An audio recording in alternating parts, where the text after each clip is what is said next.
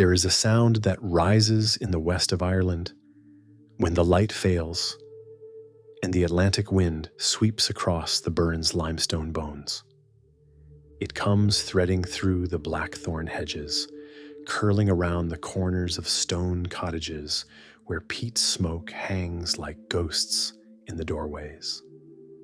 It is not quite a scream, not quite a song, something older than either, something that makes the blood remember what the mind has forgotten. The Irish call her the Bean Sea, the woman of the fairy mounds, the woman of the other world. In English, she is the Banshee, and her voice is a prophecy written in sound. She does not bring death. She announces it. She stands at the threshold between what is and what will be, neither merciful nor cruel, neither angel nor demon. She is the sound of inevitability itself, the acoustic shadow cast by mortality before it arrives. For centuries, her cry has threaded through Irish nights, like a needle stitching together the living and the dead, the visible world and the one just beyond sight. This is not a story about a ghost. This is a story about the voice that mourns us before we are gone, about prophecy carried on wind and keening, about how a people turned their fear of death into something almost sacred. This is about the sound that connects Ireland's pre-Christian goddesses to its medieval noble houses, its famine cottages to its diaspora ships, its ancient laments to its modern silences. Listen. Can you hear her? The wind across Connemara carries something more than weather. The mist that rises from the Shannon estuary remembers something older than Christianity. In the glens of Antrim, in the cliffs of Clare, in the forgotten places where hawthorn trees stand alone and crooked, there is still a sound that makes the old people cross themselves and turn away from windows. Because the Banshee's cry means one thing only. Someone is about to die, and she knows their name.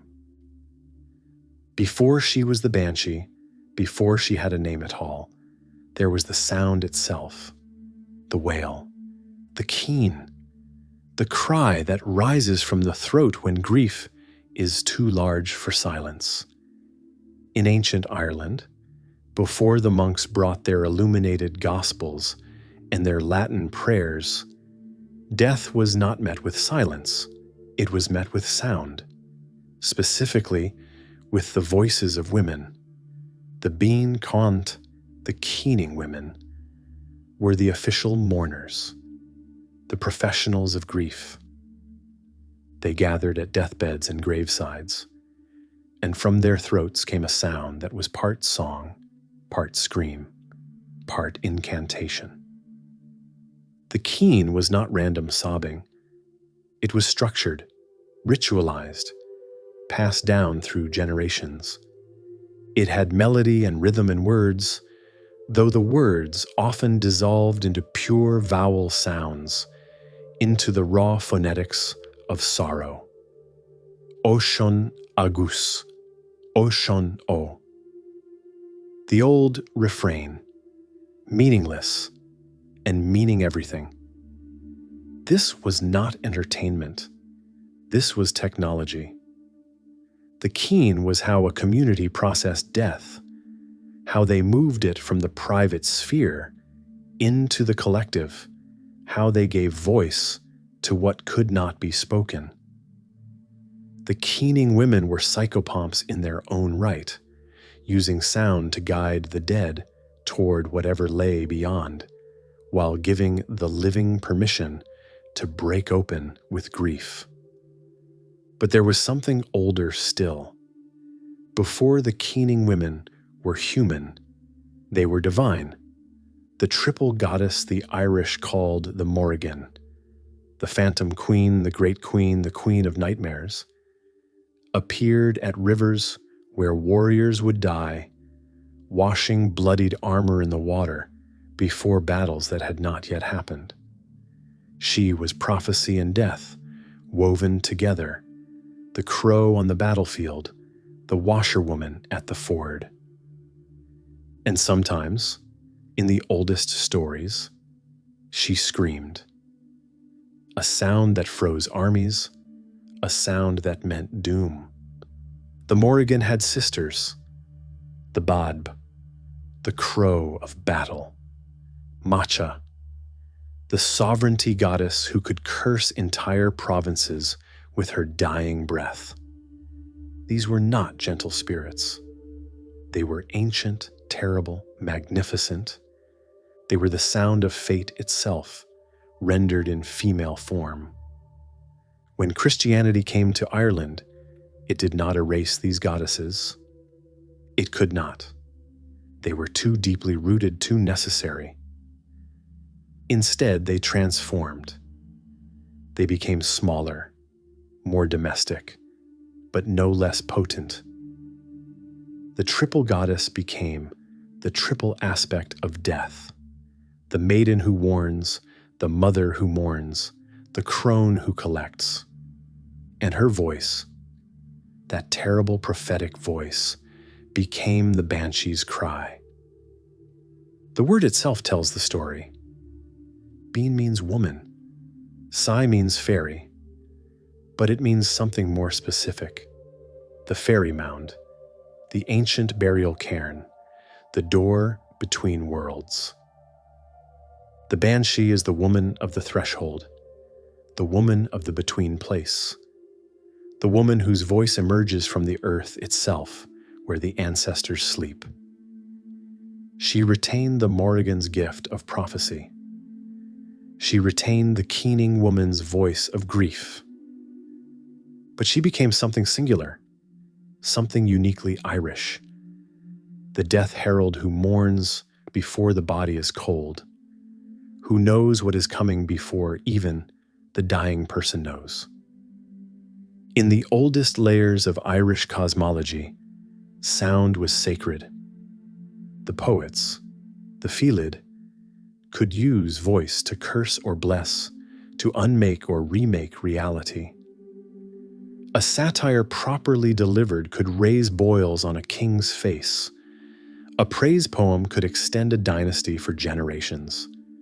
Words were not mere communication, they were power, they were magic. And if sound could do these things, what kind of sound could announce death itself? The answer was a woman's voice, rising in the dark, neither sung nor spoken, something between, something that bypassed reason and went straight into the marrow, the place where we keep our animal knowledge that every living thing must die. The Banshee's cry is pre-linguistic. It is older than words. It is the sound we made before we invented language to protect ourselves from sounds like that. By the medieval period, when Gaelic Ireland was divided into kingdoms and clan territories, when genealogies were memorized back a dozen generations, and every family knew its place in the intricate web of kinship and obligation, the Banshee had become specific, domesticated almost. Though domesticated is perhaps the wrong word for something that screams outside your window in the night. She became attached to families, to bloodlines, to the great Gaelic houses whose names appear in annals, and whose fortunes rose and fell with the tides of Irish history. The O'Neills of Ulster, the O'Briens of Munster, the O'Gradys, the O'Connors, the McCarthys.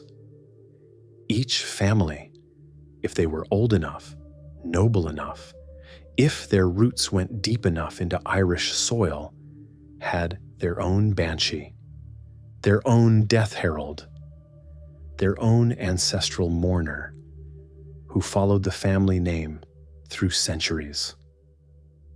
This was not metaphor. This was literal belief.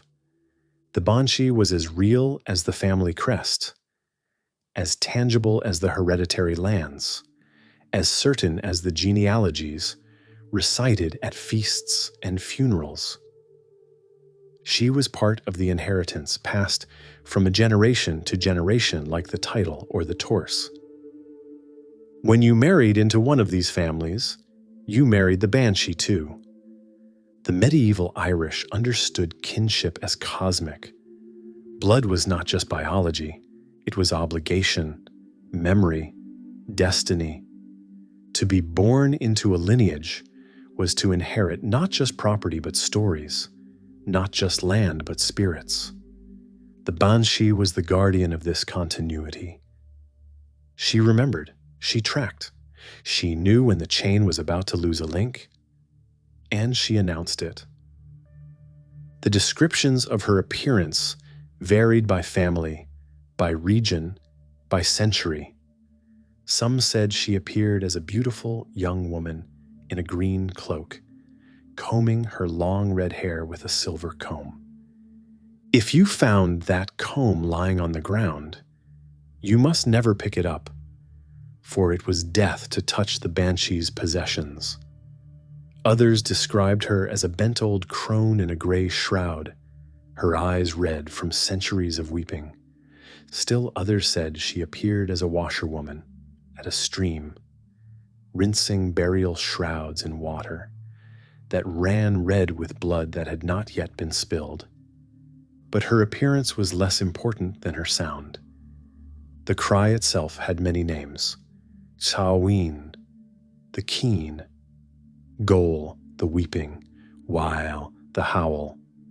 It was said to be unmistakable once you heard it, high and thin like wind through a crack, or low and mournful like a mother who has lost her child, or wild and jagged like something breaking. It rose and fell in waves. It circled the house 3 times. It came in the hours between midnight and dawn, when the veil between worlds was thinnest. And once you heard it, you knew. Someone in your family was marked. Death was coming. Not today, perhaps. Not tomorrow, but soon. Inevitable. Already decided in whatever court determines such things. The 17th century scholar Geoffrey Keating, writing his History of Ireland, treated the Banshee as historical fact. She was not folklore to him. She was simply part of the Irish experience, as real as rain or rebellion. In his Foras Feasa ar Éireann, he describes her as one of the supernatural beings who attended important Irish families, neither demon nor angel, but something older than either category, a remnant of the pre-Christian order that had negotiated its own survival into the Christian era. The belief was so widespread that even the English colonizers noted it. English travelers to Ireland in the 16th and 17th centuries wrote with bewilderment and sometimes fear about the Irish custom of prophecy by wailing, about families who claimed to know when death was approaching because their family spirit had announced it. To Protestant rationalist minds, this was popish superstition at best, demonic communication at worst. But the Irish knew better. The Irish knew the Banshee was neither Catholic nor pagan. She was older. She was the voice of the land itself. And here is the thing about the lineage Banshees. They were not evil. They were not punishment. They were connection. In a world where death came frequently and often without warning, through warfare, through famine, through the simple precariousness of pre-modern life, the Banshee's cry was almost a gift. It was acknowledgement. It said, "You matter. Your death is significant. Your passing will be mourned by powers older than human memory. You are not anonymous. You are not forgotten. You belong to something that transcends your single life. The Banshee was the sound of being claimed by your ancestors, the sound of belonging so deeply to a place and a people that even death could not sever the connection. In the great houses, when the cry was heard, the family would gather, not in panic, but in preparation. Rituals would be begun. Affairs would be set in order. The priest would be summoned, because the Banshee gave them time. Time to say goodbye. Time to make peace. Time to cross the threshold with intention rather than surprise. She was death's herald, but she was also death's mercy. But the Banshee was not only for the nobility. As the centuries turned and the old Gaelic order crumbled under English conquest, as the great families lost their lands and their power, as the population swelled with tenant farmers and laborers whose genealogies went unrecorded in any annals, the Banshee spread downward through the social strata. Or perhaps she had always been there, in the cottages as well as the castles, and it was only the record keepers who had been confined to the noble houses. By the 18th and 19th centuries, in the Ireland of mud floor cabins and potato fields, of penal laws and secret masses, of a population living in close proximity to death from disease, childbirth, and famine, the Banshee had become fully democratized. She came not just for O'Neills and O'Briens, but for O'Sullivans and Murphys, and families whose names never made it into any chronicle.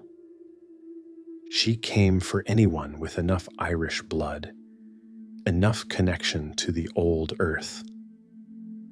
And she came most often to women, not exclusively. Men heard her too, but there was a particular association between the Banshee's cry and the domestic sphere, the female realm, the world of childbirth and deathbed nursing, of threshold keeping and life tending. Women were more likely to hear her because women were the ones who sat with the dying. Women were the ones who washed the bodies and keened at the graves. Women were the ones who held the knowledge of herbs and prayers, who knew the thin places and the dangerous hours. The Banshee appeared at windows. She appeared in yards. She appeared at crossroads and at the edges of fields. But most often, she appeared at thresholds, doorways, gates, the boundaries between inside and outside, between safety and danger, between life and death. In the phenomenology of Irish supernatural experience, thresholds were crucial. Fairy forts sat at field boundaries. Ghost lights appeared at cemetery walls. And the Banshee manifested at doors and windows, at the precise architectural line where the domestic realm met the wild world. Sometimes she was seen as well as heard. A woman in white standing by the gate at dusk. An old crone sitting on the stone wall combing her hair. A figure at the window, pressing her face against the glass. But more often she was only sound. Only that cry rising in the darkness, coming from no visible source, filling the night with its awful certainty. And then there were the actions attributed to her. The phantom washing. This was one of her oldest manifestations, inherited directly from the Morrígan. A woman seen at a stream or a well, washing burial clothes. Sometimes the clothes were bloodied. Sometimes they were pristine white. Sometimes the Banshee wrung them out and hung them to dry on invisible lines. If you approached her, she would vanish. If you saw whose clothes she washed, you would know whose death was approaching. Or there was the combing, the Banshee sitting on a stone, combing her long hair with slow, deliberate strokes, singing softly to herself in the old tongue. The hair itself was significant. Red, most often, or silver white, or black as bog water, long enough to touch the ground. The comb was silver or bone, and it must never be touched. To interfere with the Banshee's grooming was to court disaster, but always, ultimately, there was the cry. Parents would quiet their children when it sounded. Mothers would cross themselves and say a prayer for whoever was marked. Old women would nod knowingly, count the families in the townland, and speculate about who it might be. Within days, usually, the answer would come. A man taken by fever, a woman dying in childbirth, a child drowned in the river, an old person slipping away in sleep, the Banshee's prophecy fulfilled. And here is what made the Banshee bearable, what made her something other than pure horror. She mourned with them. Her cry was not celebration. It was lament. It was grief given voice before the grief had even begun. She was the externalization of communal sorrow, the acknowledgement that every death diminishes the community, that loss is real and terrible, and worthy of that wild, high keening that comes from somewhere deeper than the throat. The Banshee was the sound a community made when it was about to lose one of its own. She was the voice of connection, of remembering, of refusing to let anyone die unlamented and unmourned. In this way, she was almost maternal. Not the soft mother of lullabies, but the fierce mother of protection, the mother who wails when her children are threatened, who stands between her family and oblivion, and screams defiance at death, even while acknowledging its inevitability. The Irish relationship with death was intimate, not morbid but realistic. Death was a presence in the house, not locked away in hospitals and funeral homes, but integrated into the rhythms of daily life. Bodies were waked in the parlor. Children were brought to see their dead grandparents. Death was not hidden, and neither was grief. The Banshee was part of this intimacy.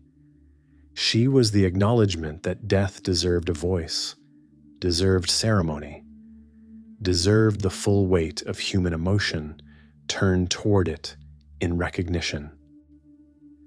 The folklore collections are full of her. Thomas Crofton Croker, traveling through Munster in the 1820s, recorded dozens of Banshee accounts in his fairy legends and traditions of the south of Ireland. He wrote them down with the earnest attention of an antiquarian who sensed he was documenting something old and fading, something the modern world was about to lose. His informants spoke matter-of-factly about hearing the cry, seeing the figure, knowing what it meant. Lady Wilde, Oscar Wilde's mother, and a collector of Irish folklore in her own right, preserved testimonies from women who had heard the Banshee. One account tells of a woman sitting up with a sick child, exhausted, half asleep in her chair. Around midnight, she heard singing outside the window. Not English singing, not even modern Irish. Something older, with words she could not quite catch. She looked outside and saw a woman in gray, moving along the road past the house, still singing. The woman inside the house felt her blood go cold. She knew. 3 days later, her child died of the fever. Another account from County Cork tells of a man walking home from a neighbor's house on a November night. The moon was full, and the road was bright as day. He heard weeping coming from the old churchyard. Not human weeping. Something sharper, more piercing. It rose and fell like wind, like an animal in pain. He hurried past, not looking, his heart hammering. The next morning his brother was found dead in the field, struck by a sudden fit. The Banshee appeared in literature too. In the Gothic stories that became popular in the 19th century, Irish writers like Sheridan Le Fanu incorporated her into their ghost stories, giving her a literary life that paralleled her folkloric one. But even in fiction, she retained her essential character. She was not a malevolent ghost. She was not trying to frighten. She was simply announcing, prophesying, mourning in advance. Here is an account that might have been recorded in County Clare around 1840. The voice is a woman's, elderly, speaking in the half-light of a cottage where the peat fire has burned down to embers. I heard her the night before my mother died. I was a girl, maybe 15 years. We lived out past Ballyvaughan, where the land meets the Burren. You know that country. All stone and wind, and nothing growing but the hardy things.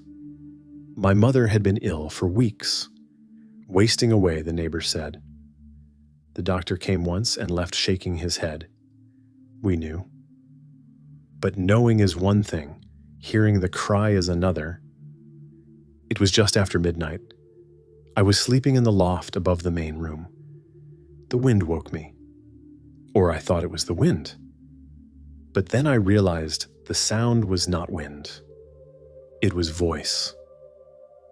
It was somewhere between singing and crying, and it circled the house 3 times.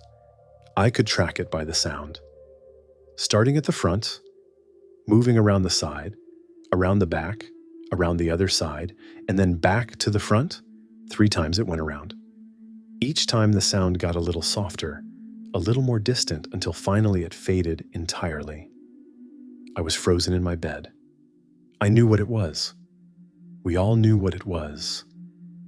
In the morning, I came downstairs and my mother was awake, sitting up in bed. She looked at me and said, "You heard her, didn't you?" I nodded. My mother nodded back. "Good," she said. "At least I'll be properly mourned." She died that afternoon, just as the light was failing, easy in the end, like falling asleep. But I'll never forget that sound, that terrible, lonely sound. It was grief itself, pure grief, given a voice before we had even begun to grieve. During the Great Famine of the 1840s, when 1 million people died and another 1 million fled, the Banshee was heard constantly, or so the stories say. In the workhouses, in the ditches where bodies lay unburied, in the abandoned cottages where entire families had died of starvation and fever. The cry rose from the land itself, as if Ireland was mourning its own destruction. One account tells of a nurse working in a fever hospital in Cork during the worst of it. She heard the Banshee almost nightly, she said. But the sound was different. It was not a single voice. It was many voices, overlapping, creating a chorus of lament. She said it was the most terrible and the most beautiful sound she had ever heard. The Banshees were singing for a nation dying. And she wondered if, when the last Irish person died, when the last native speaker of Gaelic passed away, when the old knowledge was finally forgotten entirely, the Banshees would sing one last time and then fall silent forever. But they did not fall silent. They traveled. The ships that carried Irish emigrants away from their dying island in the 19th century carried more than human cargo.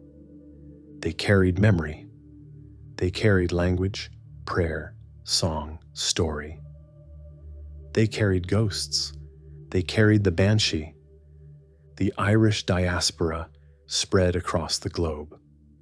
To Liverpool and London, to Boston and New York and Chicago, to Australia's gold fields and Canada's lumber camps. Wherever the Irish went, they brought their folklore with them, adapting it, transforming it, but never quite letting it go. And in the tenements of Boston's North End, in the mining towns of Pennsylvania, in the Irish neighborhoods of Melbourne and Glasgow and Montreal, the Banshee was still heard. Or so people said. Old women told their grandchildren that they had heard her the night before Uncle Patrick died in the factory accident. Men swore they had seen her walking past the window of a New York apartment 3 stories up. The Banshee in exile was different, more fragmented, less certain. She appeared not to entire families, but to individuals, isolated emigrants who had lost their connection to the old country, but not their blood connection to the old beliefs. She became personal rather than communal, a private haunting rather than a public announcement. In some accounts, she appeared to people who had never been to Ireland, 3rd or 4th generation Irish Americans who barely spoke with a brogue, who had never seen the cliffs of Moher or the Giant's Causeway. But they had heard the stories from their grandparents. They had Irish surnames. They had the blood. And so, sometimes, they heard the cry. There is an account from San Francisco in the 1890s.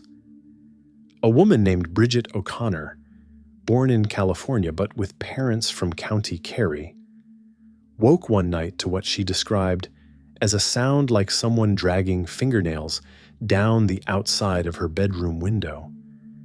But when she looked, there was nothing there. The sound continued, scratching, wailing, something between animal and human. In the morning, she received a telegram. Her brother had died in a construction accident in Sacramento. He had fallen from scaffolding and broken his neck. The death had occurred at almost the exact time she heard the sound. The immigrant Banshee was nostalgic, in the original sense of that word, a painful longing for home. She represented the inability to fully sever the connection to Ireland, the way the old country haunted even those who had never seen it. She was memory incarnate. She was the past refusing to stay past. And yet, something was lost in the crossing. The Banshee in Ireland was embedded in a specific landscape, in fairy forts and holy wells, in the shape of the land itself.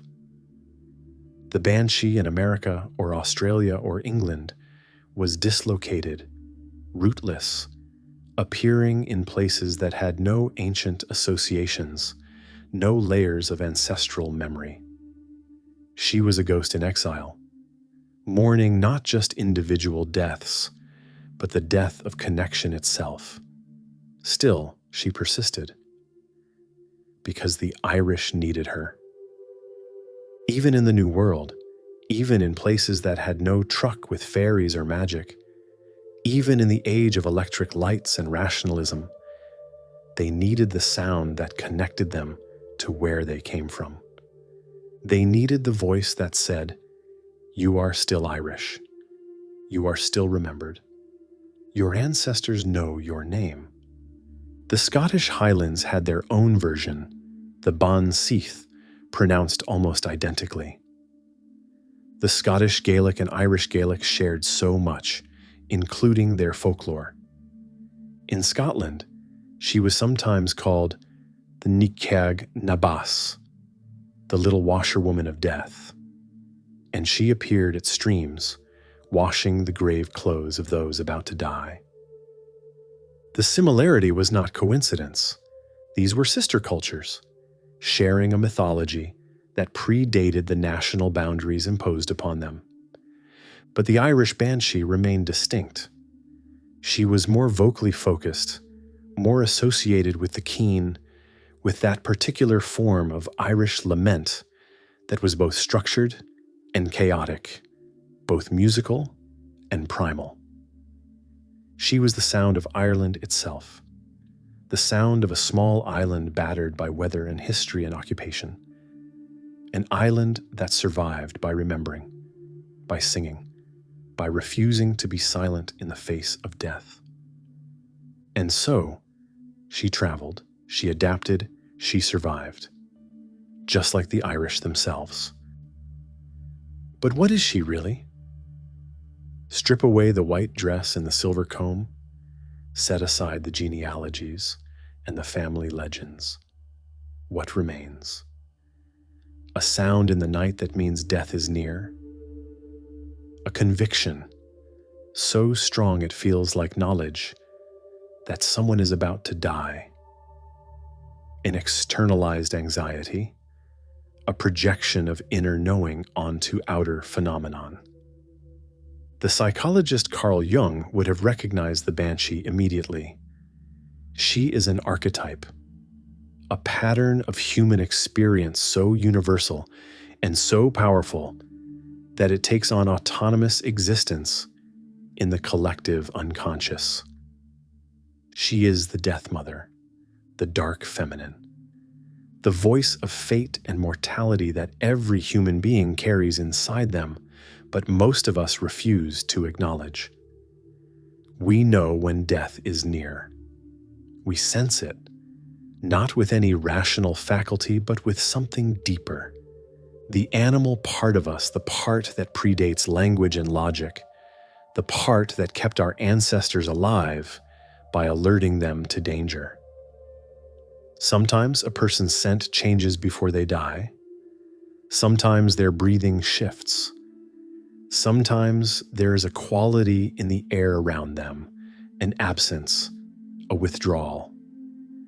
We pick up on these signals unconsciously, and sometimes the unconscious mind needs to explain what it knows in a way the conscious mind can accept.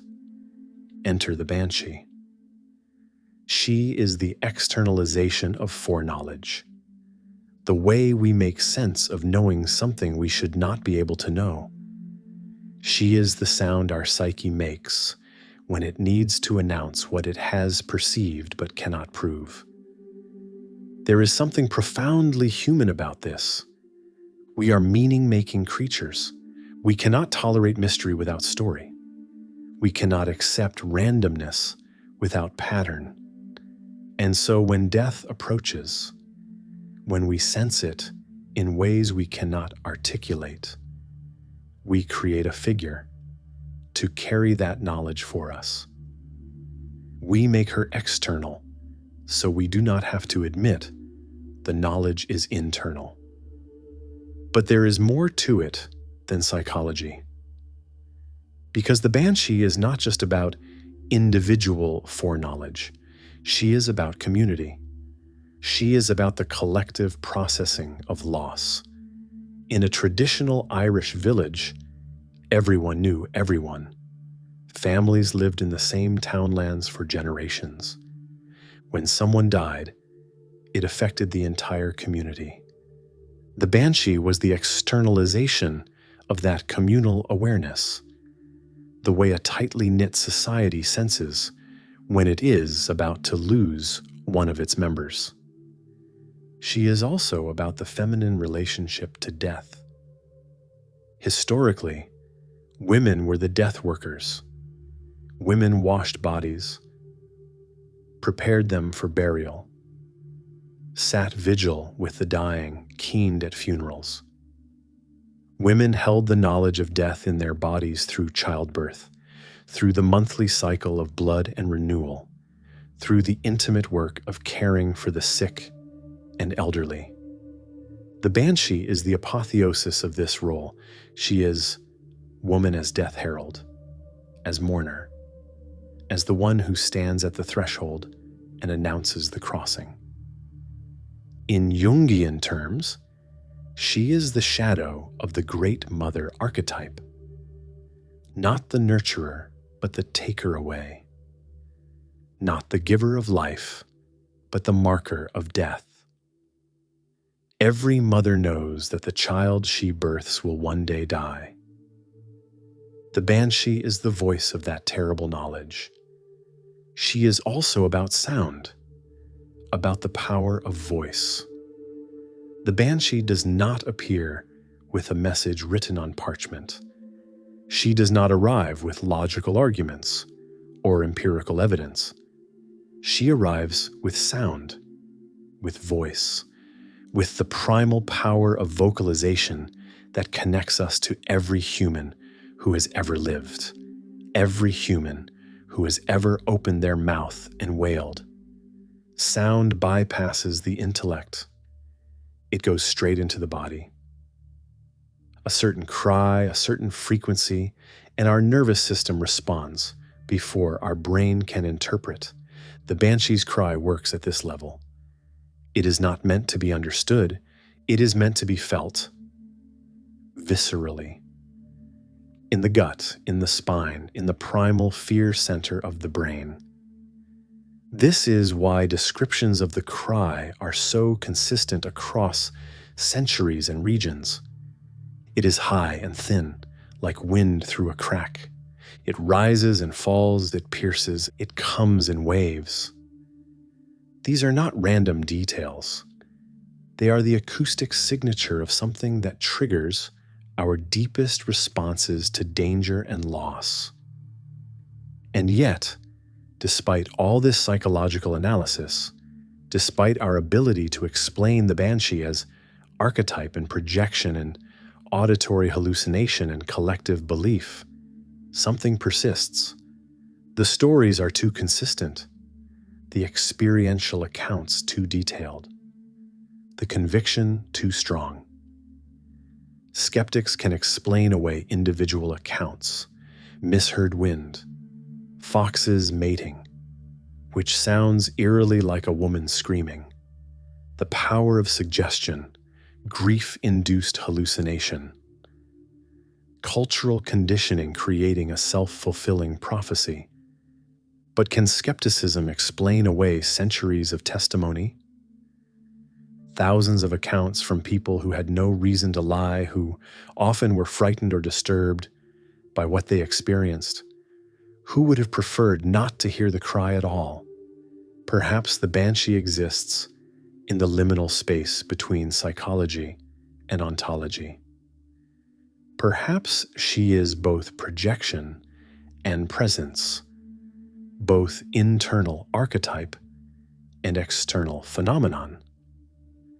Perhaps she is what happens when human consciousness meets something it cannot fully comprehend, something at the intersection of life and death, time and eternity, knowledge and mystery. Perhaps she is what we make her. Or perhaps she is what she has always been, the voice that announces the inevitable, the sound of mortality itself, neither kind nor cruel, neither natural nor supernatural, but simply there, real as wind, real as death, real as the sound of a woman keening in the night. The 20th century was not kind to the Banshee. Electric lights pushed back the darkness. Radios and televisions filled the silence. Urbanization broke apart the close-knit rural communities where everyone knew everyone and folklore passed from generation to generation. Catholicism, modernizing in the wake of Vatican II, discouraged superstition. Education became widespread. Rationalism became the dominant mode. And slowly, the Banshee faded. Not entirely, not everywhere. In the rural parts of Ireland, in the small towns and villages where change came slowly, where people still knew the old stories, the Banshee was still occasionally heard. Or at least people still claimed to hear her. But the conviction was different. There was doubt now. Embarrassment even, a hesitation to speak about such things for fear of being thought backward or foolish. The modern world demanded different kinds of death prophecy. Medical diagnoses, prognoses. 6 months to live, the doctor says. Not a woman wailing outside your window. Death became medicalized, institutionalized, removed from the community, and placed in the hands of professionals. People died in hospitals, not in their own beds with the family gathered around. The wake became the funeral home. The keening women disappeared, replaced by organ music and printed prayers. And yet, the Banshee did not die. She transformed. She moved into literature, into film, into the realm of metaphor and symbol. She became less literal and more literary. She appeared in Irish poetry as a symbol of cultural loss, of the death of the Irish language, of the erosion of traditional ways of life. Seamus Heaney wrote of ancient voices rising from bogs. Nuala Ní Domhnaíl invoked the old feminine spirits in her Gaelic verse. The Banshee became shorthand for Ireland itself, wounded, mourning, enduring. She appeared in horror films and television shows, usually stripped of her complexity, reduced to a scary ghost who screams and kills. This is perhaps the final indignity: to be turned into a monster for entertainment, to have your sacred mourning transformed into a jump scare. But even in these diminished forms, she persists, because the need for her persists. We still need rituals around death. We still need ways to process grief. We still need the voice that says, this matters. This loss is significant. We will not pretend this is easy or simple or something to be gotten over quickly. The modern world is efficient at many things, but it is not efficient at grief. Grief is slow and messy and circular. It does not respect schedules or productivity. It cannot be solved or fixed. It can only be felt, experienced, moved through. And in our culture of efficiency and positivity and moving forward, there is less and less space for the kind of grief the Banshee represents: loud, unruly, undeniable. Perhaps this is why she still matters. Perhaps this is why the stories persist, because we have lost something by silencing her. We have lost the permission to wail. We have lost the communal aspect of mourning. We have lost the acknowledgement that death is not just sad, but terrible, not just a natural part of life, but an ending that deserves its own kind of howl. The Banshee is the sound we no longer allow ourselves to make. And in losing her, we have lost a part of our humanity. Night falls across the west of Ireland, the same night that has fallen for millennia, the same darkness that preceded human habitation and will survive human extinction. The Atlantic wind rises, moving across the Burren's limestone pavements, through the stone walls and hawthorn hedges, across the empty bog roads and the abandoned cottages, past the tourist buses and the modernized villages and the satellite dishes on every roof. And somewhere in that wind, if you listen carefully, if you allow yourself to hear without needing to explain, there is still a sound. Not quite a scream, not quite a song, something older. The Banshee is not gone. She has never been gone. She has only moved to a different frequency, one we have trained ourselves not to hear. She exists in the gaps of our rationalist world, in the moments when logic fails, and we sense something larger than ourselves, something that knows our names and remembers our ancestors and will mark our passing when we go. She is the voice of mortality itself. And mortality does not fade with electric lights or medical technology or skepticism. It remains constant, patient, waiting for each of us in turn. The cry means one thing only, and it has always meant this: you will die. I will die. Everyone we love will die. This is not punishment. This is not tragedy. This is simply the truth. And the truth deserves acknowledgement. The truth deserves voice. The truth deserves the sound of a woman keening in the darkness, refusing to pretend that loss is anything less than what it is. The Banshee is still here because we still die. And as long as we die, we will need something to mark the crossing. We will need the voice that announces what we already know but refuse to believe. We will need the sound that connects our private grief to something larger, something ancient, something that says, you are not alone. You have never been alone.